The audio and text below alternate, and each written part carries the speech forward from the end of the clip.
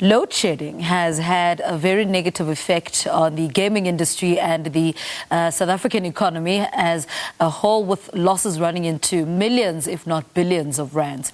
Industry is, however, not the only ones frustrated with the constant power outages or rolling blackouts.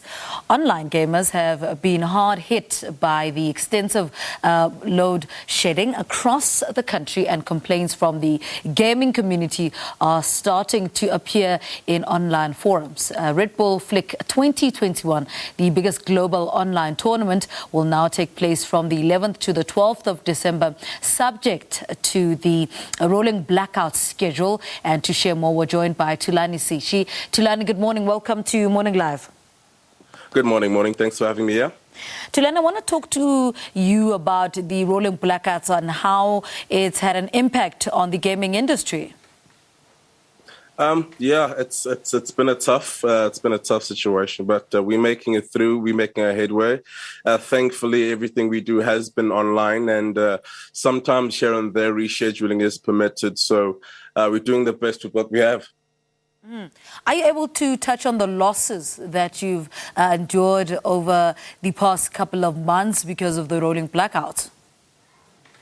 In terms of events, they keep getting postponed, and when tournaments get postponed, we lose out on prize pool money, we lose out on the potential sponsorship revenue in terms of events being sponsored by brands that need to be activated upon online, whether it's offline. In terms of the figures, I can't really give you that at the moment, but we felt the brunt of the impact. A lot of events have been rescheduled. I mean, esports has multiple titles, and you can imagine each title gets postponed due to load shedding. Just most people can't afford generators, etc. here and there, but Now, what has been the backup this far when you see the rolling blackout schedule, and what are the changes I've had to come up with? Pretty much just rescheduling events, pushing them to the further on dates, whether it's this week or the next month or the next year. There's nothing else that can be done. I mean, we need divine intervention. Either we, fly all the players down into one venue with the generator and help them compete, but that's a costly exercise. And talk to us about UPS power supplies. Do they not help in this instance? Here and there, they do help for sure. Some give you like an hour or two left to play with, but when you're in a tournament, the duration can go from 2 hours to 4 hours to 8 hours. So you can't really rely on a UPS for that long. And like I said, they cost a bit. Yeah.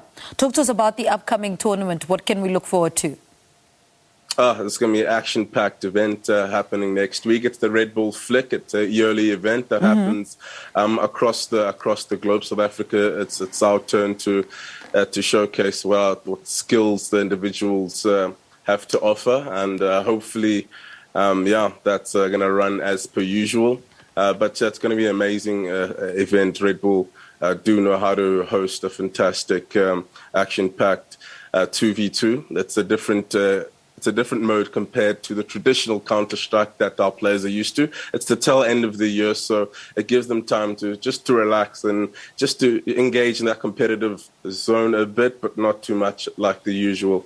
It's going to be awesome, so do catch it live on stream. Thulani, go back a little bit. I think you just spoke French a little bit there. What is it? Okay. In simple language, Okay. So what is the difference? What is going on this year? It's the Red Bull 2v2 Flick. Red Bull do it every year. It's the title Counter-Strike, but it's a little bit different to your traditional Counter-Strike. So you'll take basketball, or let's say football, and then you'll get sand football, 5v5 football. It's a different version of the game, but it still has the same sort of feel and the same skill is needed to execute, to just become the best. And it's going to be live on Twitch, so definitely catch that on the Red Bull stream. Yeah, what's the importance of these games, and in comparison to the previous ones, how do you keep making sure that it reinvents itself?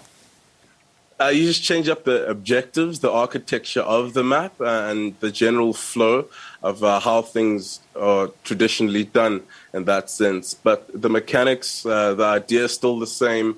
just different various weapons, there's checkpoints. So instead of the objectives normal traditional Counter-Strike has, this will be sort of capture the flag, a more fun aspect to it. And the maps are brand new as well designed, and specifically for this event. So it's going to be a first-time feel for a lot of the players, and definitely enjoyable at that. And what's been the response from the gaming industry? You know, you've just spoken about reinventing the architecture of the game as well. Surely they must be excited about it. Oh, 100%. Again, like I said, it's Christmas season. It's that time where the competitive season's sort of toned down a little. Players are just resting, they're taking it easy. And why not be able to enter a 2v2 tournament, for example, with another player other than your traditional teammate, which is an option. And on top of that, Red Bull always have nice prizes up in here just to deliver and reward the players that perform the best. Mm-hmm. And for you, what keeps you interested in the gaming industry? I've been doing this for 20 years. Yeah. I live and breathe. It's my purpose. And I used to be a rugby player, so it gives me that same sort of feel, that same competitive arena. But I work at the back end with Goliath Gaming. That's my gaming organization. And we pretty much try provide for the players the best facilities, the best equipment. We got sports psychologists, we got trainers, we got everything needed for a player to peak and perform at the highest level they can. I'm excited to continue with this career path, and hopefully it's going to prosper and bring forth more surprises. Wait, you need a sports psychologist for a gamer? 100%. Okay, I mean, why tell not? us a It's little bit about that. advantage.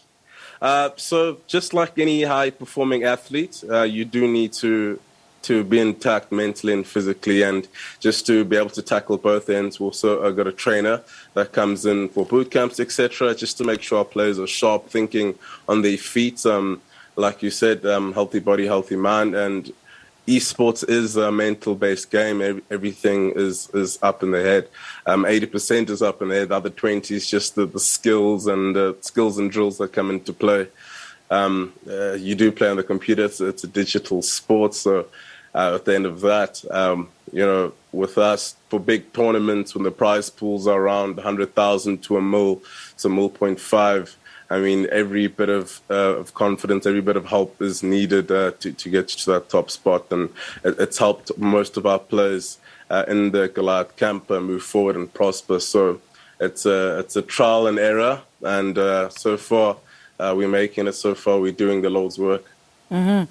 All right, Thulani, thank you so much for talking to us. We learn something new every day. Thulani Sishi on the impact of power outages on the gaming industry, as well as the upcoming tournament that's happening on the 11th and 12th of December.